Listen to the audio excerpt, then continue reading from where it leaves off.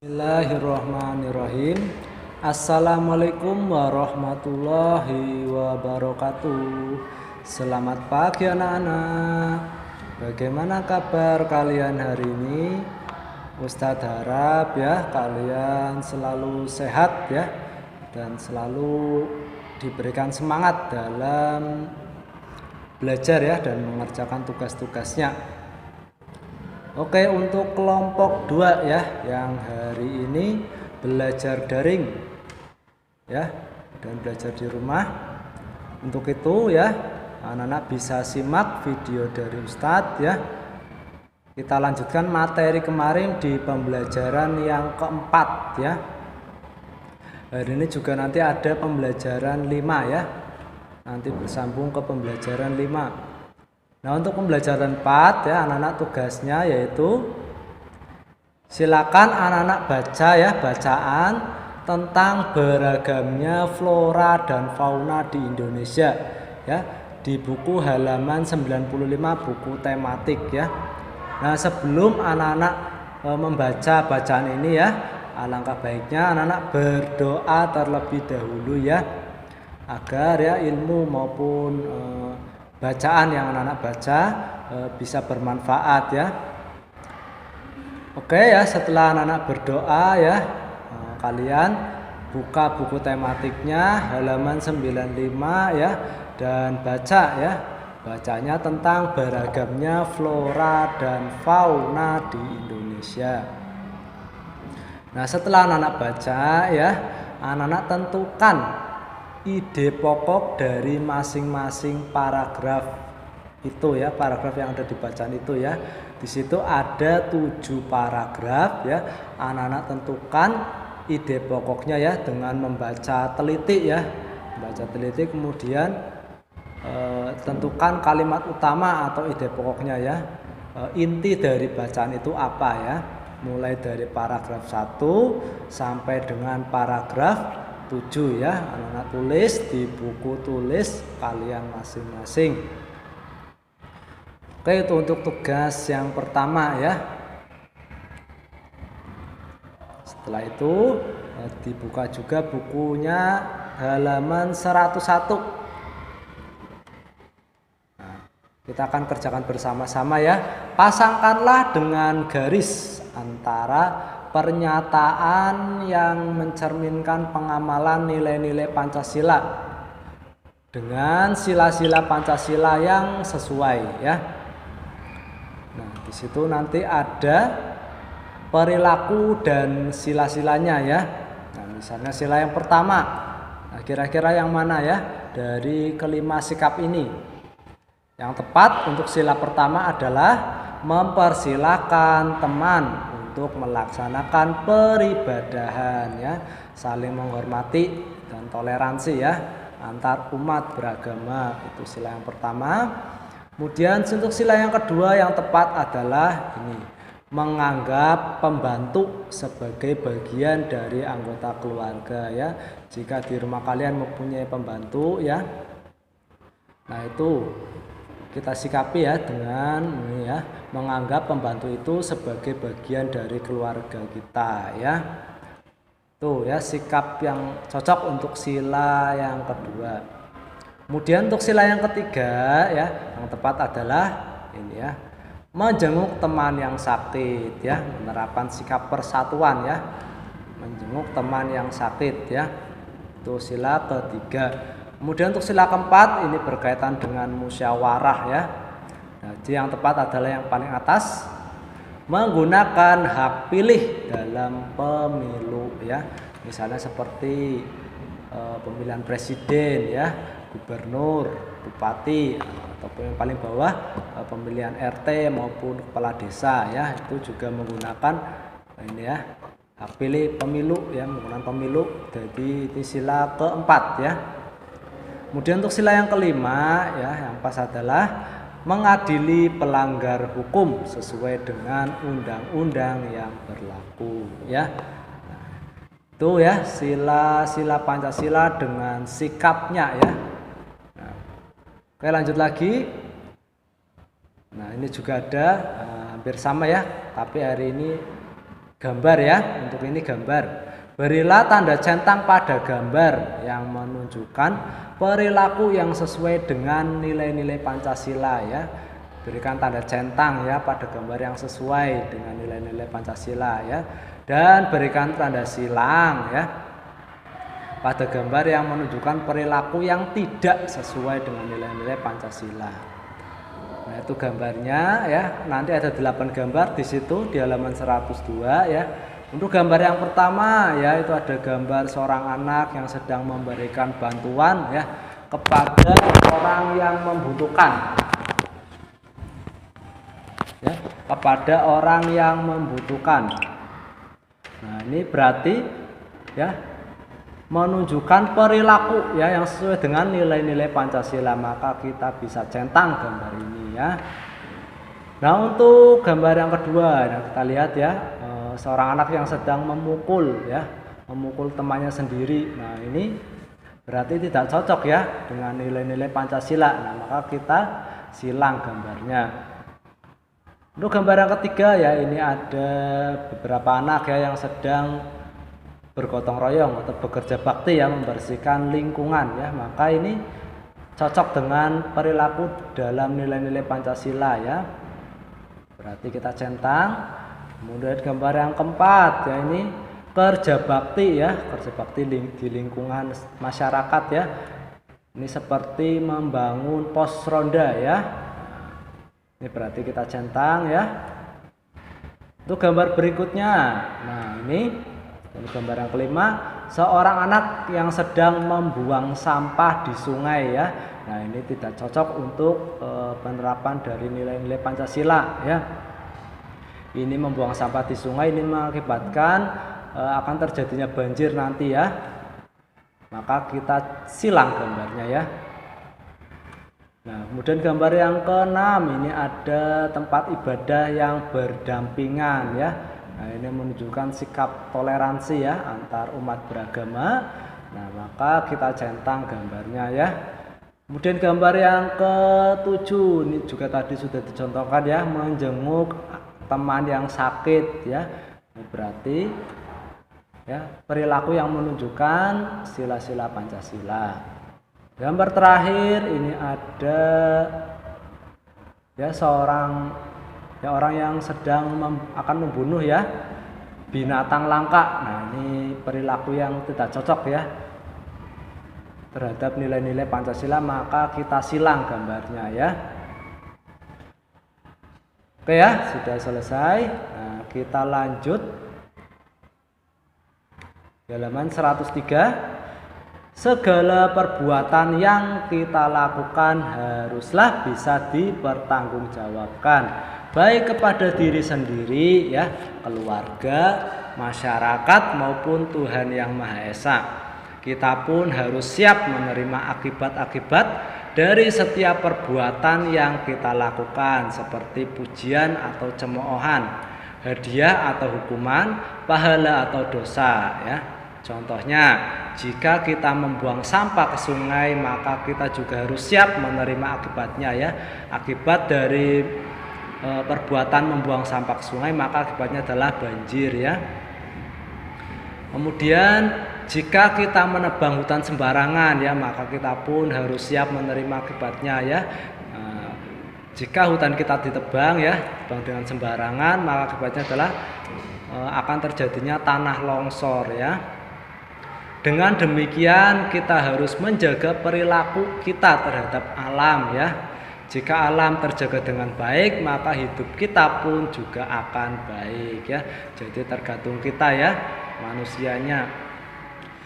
Kemudian perilaku manusia terhadap alam berbanding lurus dengan bencana yang timbul dan berdampak pada manusia.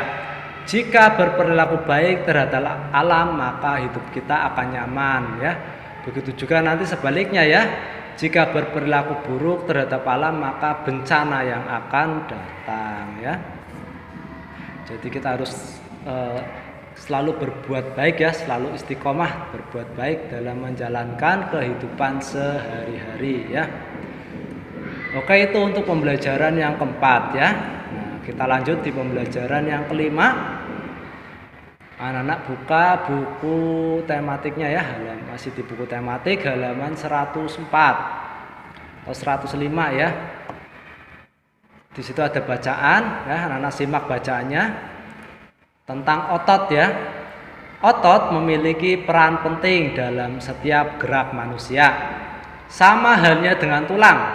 Otot merupakan gerak aktif, organ gerak aktif manusia dan hewan. Coba kamu amati aktivitas sehari-harimu pada saat memegang sebuah benda. Organ tubuhmu yang paling berperan adalah otot ya. Nah, jika kamu bergerak, nah itu yang berperan adalah otot ya, karena otot itu adalah organ gerak aktif ya. Nah, tahukah kamu apa itu otot ya? Ini adalah pengertian otot. Otot adalah jaringan yang ada di dalam tubuh manusia berupa alat gerak aktif yang menggerakkan tulang sehingga menyebabkan suatu organisme atau individu itu dapat bergerak ya. Itu adalah pengertian otot ya, sebagai alat gerak aktif ya, jaringan yang ada di dalam tubuh manusia ya, yang menyebabkan ya suatu organisme itu bergerak ya. Nah, itu otot. Oke, kemudian fungsi otot. Nah, ada 3 di situ. Fungsi otot pada manusia yang pertama, menjalankan dan melaksanakan kerja. Contohnya, misalnya berjalan, mengangkat dan memegang ya, ataupun berlari ya. Nah, itu contoh yang pertama, fungsi yang pertama ya. Kemudian fungsi yang kedua, menggerakkan jantung ya. Fungsi yang ketiga, mengalirkan darah yang terdiri atas zat-zat yaitu nutrisi, oksigen dan lain sebagainya ya. Nah, itu adalah fungsi-fungsi ya otot pada manusia. Nah, setelah fungsi ada macam-macam otot ya. Ada 3 macam otot pada manusia. Yang pertama ada otot polos, kemudian otot lurik. Yang ketiga ada otot jantung ya. Ingat-ingat ya, ada 3 macam otot. Yang pertama otot polos, otot lurik dan otot jantung. Nah, kita akan pelajari otot polos di halaman 105 ya. Otot polos adalah otot yang bekerja tanpa kesadaran kita, yang dipengaruhi oleh sistem saraf tak sadar atau dinamakan saraf otonom. Otot polos dibentuk oleh sel-sel yang berbentuk gelendong, di mana kedua ujungnya runcing dan mempunyai 1 inti sel ya. Nah, itu pengertian otot polos ya, bekerjanya tanpa kesadaran ya, tidak sadar berarti ya bekerjanya ya, tanpa kita sadari. Nah, kemudian ini ciri-cirinya ya, berbentuk gelendong ya, gelendong bentuknya, yang ujungnya runcing ya. Terdapat 1 inti sel di tengah ya. Nah, itu ciri-cirinya lebih detail lagi ini ya. Waktu kontraksi antara 3 sampai 180 detik. Bentuk dari otot polos adalah gelendong ya, ini gelendong bentuknya. Kemudian terletak pada organ dalam. Kemudian memiliki 1 inti sel yang berbeda di tengah. Ya, inti sel ini ya. Pergerakan dari otot polos adalah lambat ya dan mudah lelah. Kemudian dipengaruhi oleh saraf otonom. Ya, kemudian otot polos biasanya berada pada usus halus, saluran pencernaan ya, dan otot di saluran kemih ya. Berada di organ dalam ya, itu otot polos biasa ya. Otot polos itu berada di organ dalam. Tidak diperintah oleh otak ya, karena kerjanya tidak sadar maka tidak diperintah oleh otak ya. Itu otot polos. Lanjut lagi ke otot lurik. Nah, ini otot lurik gambarnya ya. Otot lurik adalah otot yang menempel pada rangka tubuh manusia yang digunakan dalam pergerakan ya. Ini menempel pada rangka tubuh manusia atau pada tulang ya, pada tulang manusia. Nah, itu otot lurik. Otot lurik adalah otot yang bekerja di bawah kesadaran ya, berarti kerjanya bisa kita sadari ya. Otot lurik juga dinamakan otot rangka ya. Mengapa demikian? Karena ya otot lurik itu menempel pada rangka ya, jadi dinamakan otot rangka juga. Dinamakan otot lurik karena adanya sisi gelap dan sisi terang yang berselang-seling ya. Jadi lurik-lurik ya gambar ototnya. Kemudian ciri-cirinya ini berbentuk silindris dengan garis gelap terang ya. Bentuknya ini silindris ya. Tadi otot polos bentuknya gelendong, ini bentuknya silindris. Melekat pada rangka atau pada tulang ya. Kemudian bekerja secara sadar dengan perintah otak ya. Bekerjanya secara sadar ya, bisa kita sadari bekerjanya misalnya seperti mengangkat, berlari, berjalan. Nah, itu kan kita bisa sadar ya. Itu otot lurik yang bekerja.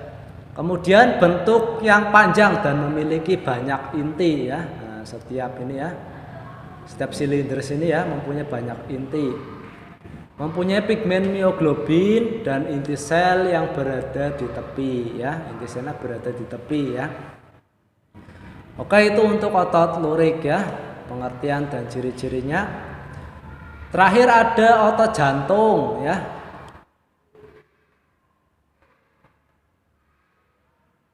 Ini gambar otot jantung ya. Otot jantung adalah otot yang bekerja secara terus-menerus tanpa istirahat atau berhenti ya. Itu otot jantung ya, bekerja secara terus-menerus walaupun kita sedang tidur ya, otot jantung tetap bekerja ya, tidak berhenti. Otot jantung merupakan perpaduan antara otot lurik dan otot polos karena adanya persamaan yang ada pada otot jantung. Contohnya seperti memiliki sisi gelap terang dan inti sel yang berada di tengah ya. Nah, ini inti selnya berada di tengah dan bentuknya silinders ya. Oke, otot jantung fungsinya adalah untuk memompa darah ke seluruh tubuh ya, itu otot jantung fungsinya. Otot jantung bekerja di bawah kesadaran manusia ya, sama dengan otot polos tadi ya, di bawah kesadaran manusia.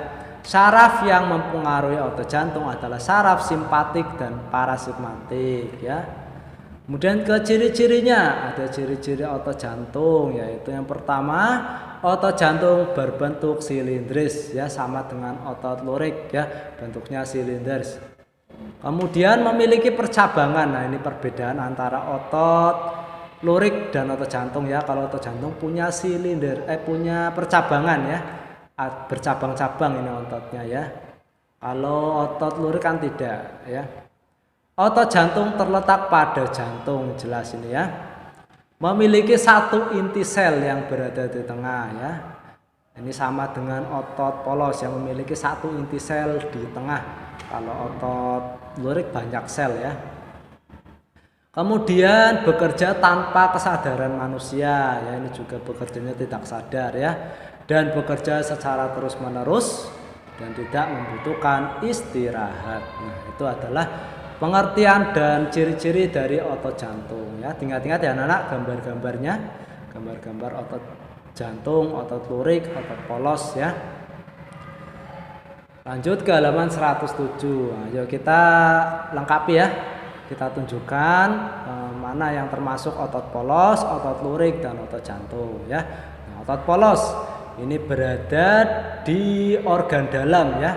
Maka bisa kita tunjukkan di daerah sini ya, daerah usus ya, kemudian lambung, usus besar, usus halus ya, kemudian hati. Nah, itu otot polos. Kemudian otot lurik ya, otot lurik itu menempel pada rangka ya, pada tulang. Bisa kita tunjukkan di lengan ini ya, di lengan maupun di bagian kaki ya, bagian paha, dan juga otot lurik. Kemudian terakhir otot jantung, ini berada di jantung ya, bagian jantung.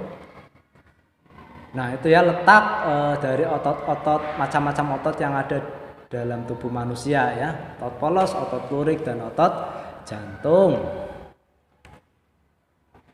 Nah, ini ada bacaan di halaman 108 ya. Coba anak-anak baca mulai dari paragraf 1 ya sampai dengan paragraf 7 ya. Nah, anak-anak simak paragraf 1. Otot manusia. otot-otot dalam tubuh manusia memiliki beberapa fungsi, tetapi fungsi yang utama adalah untuk bergerak. Adapun fungsi-fungsi yang lain antara lain untuk mendukung tubuh, menjaga postur tubuh, dan menjaga suhu tubuh. Semua fungsi otot tersebut dapat dilakukan apabila otot dalam keadaan sehat tanpa terjadi gangguan atau kelainan ya. Nah, untuk paragraf pertama ya, ini ide pokoknya atau kalimat utamanya adalah berada di awal paragraf ya, yaitu otot-otot dalam tubuh manusia memiliki beberapa fungsi ya, tetapi fungsi utamanya adalah untuk bergerak ya. Itu adalah ide pokok paragraf 1. Kemudian paragraf 2 ya. Nah, untuk paragraf 2 ide pokoknya adalah di kalimat awal ya, di awal paragraf. Otot dalam tubuh manusia berperan dalam gerakan-gerakan yang disengaja. Nah, ini ide pokoknya ya di awal paragraf. Kemudian untuk paragraf ketiga. Nah, selain itu, otot dalam tubuh manusia juga berperan dalam gerakan manusia yang tidak disengaja. Tadi paragraf 2 disengaja, ini tidak disengaja ya. Gerak manusia yang tidak disengaja ya adalah gerakan yang terjadi secara otomatis ya. Contohnya seperti pernafasan, gerak pencernaan ya, kemudian detak jantung ya, itu adalah contoh gerak tidak disadari atau gerak tidak disengaja ya. Berarti untuk ide pokok paragraf 3 adalah yang ada di awal paragraf ya. Oke, untuk paragraf keempat ya, otot dalam tubuh juga berfungsi memberikan dukungan.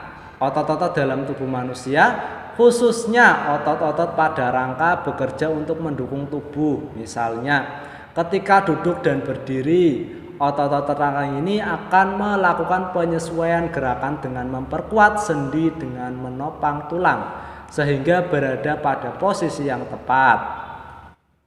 Selain itu, otot rangka juga memegang peranan penting dalam menentukan kekuatan tubuh secara keseluruhan dan kemampuan untuk melakukan aktivitas fisik.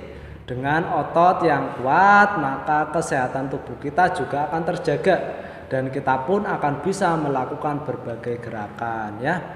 Nah, untuk paragraf 4 ya, ide pokoknya adalah di awal paragraf ya. Kalau otot ya itu juga berfungsi untuk memberikan dukungan ya terhadap tubuh kita ya. Oke, untuk paragraf kelima, fungsi lain dari otot adalah untuk mempertahankan postur tubuh ya, tadi mendapatkan dukungan ya, memberikan dukungan. Kemudian yang ini mempertahankan postur tubuh. Otot-otot rangka membantu manusia misalnya untuk berdiri dan mempertahankan sikap tegak. Dalam hal ini otot-otot tersebut juga membantu menjaga keseimbangan tubuh ya. Jadi untuk ide paragraf kelima adalah yang ada pada awal paragraf ya. Fungsi lain dari otot adalah untuk mempertahankan postur tubuh ya. Ini fungsi otot yang lain ya. Menjaga keseimbangan tubuh ya, mempertahankan sikap agar tegak tubuh kita ya. Nah, itu fungsi lain dari otot. Kemudian paragraf yang terakhir ya, otot juga berperan dalam menjaga suhu tubuh secara keseluruhan ya, menjaga suhu tubuh ya. Secara sistem otot ya dapat merespon jika tubuh mengalami penurunan dan peningkatan suhu tubuh. Contoh respon otot ketika terjadi penurunan suhu tubuh adalah menggigil ya. Nah, jika tubuh kita ya, suhu tubuh kita turun ya dari suhu normal, maka tubuh kita akan menggigil. Nah, itu adalah respon otot kita ya.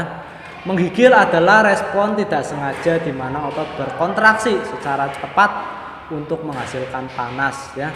Untuk mengembalikan suhu normal ya, maka otot akan berkontraksi ya secara tidak sengaja ya. Maka untuk ide pokok paragraf ke-6 adalah berada di awal paragraf ya. Kalau otot itu berperan juga dalam menjaga suhu tubuh ya. Nah itu cerita ya atau bacaan tentang otot manusia ya. Ada 6 paragraf di situ ya. Berbagai peran otot yang ada di dalam tubuh manusia ya. Fungsi-fungsi otot. Nah untuk tugas kedua ya hari ini ada latihan soal ya. Coba anak kerjakan, nanti ada 15 soal ya.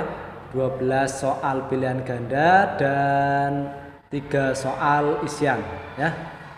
Oke, kita masuk ke soal yang pertama ya. Saya harap nanti anak-anak mengerjakannya ya tidak membuka buku tematik ya. Anak-anak kerjakan langsung di buku tulis kalian masing-masing, langsung dengan melihat soalnya dan langsung dijawab ya. Oke, ini soal yang nomor 1 ya. Anak-anak bisa pause dulu ya mengerjakannya. Ini soal nomor 1. Lanjut, ini nomor 2 ya. Kemudian ini nomor 3. Soal nomor 3 ya.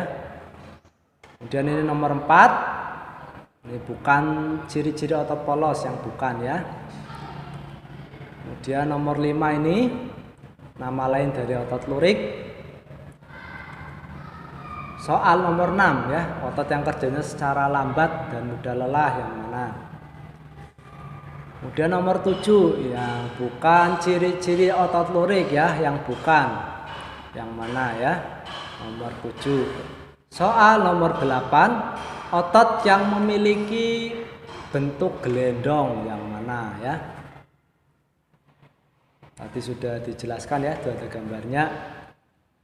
Kemudian nomor 9, otot yang bekerja secara terus-menerus tanpa istirahat. Nah, ini namanya otot apa ya? Walaupun kita sedang tidur ya, itu otot tetap bekerja ya. Ataupun kita sedang duduk ya, itu juga tetap bekerja otot ini. Kemudian nomor 10. Nah, ini gambar otot apa ya? Ini bentuknya silinders ya. Punya banyak inti sel ya.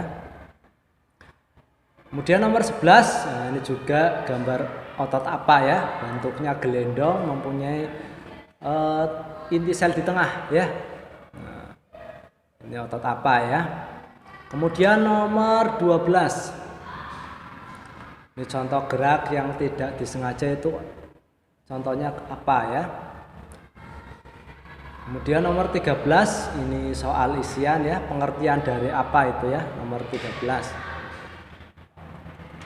Kemudian nomor 14 ya, otot yang melekat pada rangka namanya otot apa ya, yang melekat pada tulang namanya otot apa. Dan yang terakhir ya, ini sistem otot dapat merespon jika tubuh mengalami penurunan dan peningkatan suhu tubuh. Contoh respon otot ketika terjadi penurunan suhu tubuh adalah apa ya? Akan terjadi apa ya jika suhu kita turun ya dari suhu normal? Akan terjadi apa responnya ya? Nah, oke ya, sampai di sini dulu ya pembelajaran hari ini. Jangan lupa anak-anak kerjakan tugas-tugasnya. Ya, tadi tugasnya adalah menentukan ide pokok ya dari bacaan ya. Ada 7 paragraf di situ ya. Beragamnya flora dan fauna di Indonesia ya. Anak-anak tentukan ide pokoknya. Kemudian setelah itu anak-anak kerjakan latihan soal. Ada 15 latihan soal, muatan IPS ya. 12 pilihan ganda dan 3 isian singkat. Oke ya, jangan lupa anak-anak sholat duanya ya. Semoga kalian terus istiqomah dalam melaksanakannya. Oke, Ustadz akhiri ya video pembelajaran hari ini. Sampai jumpa di video pembelajaran berikutnya. Wabillahi taufiq wal hidayah. Wassalamualaikum warahmatullahi wabarakatuh.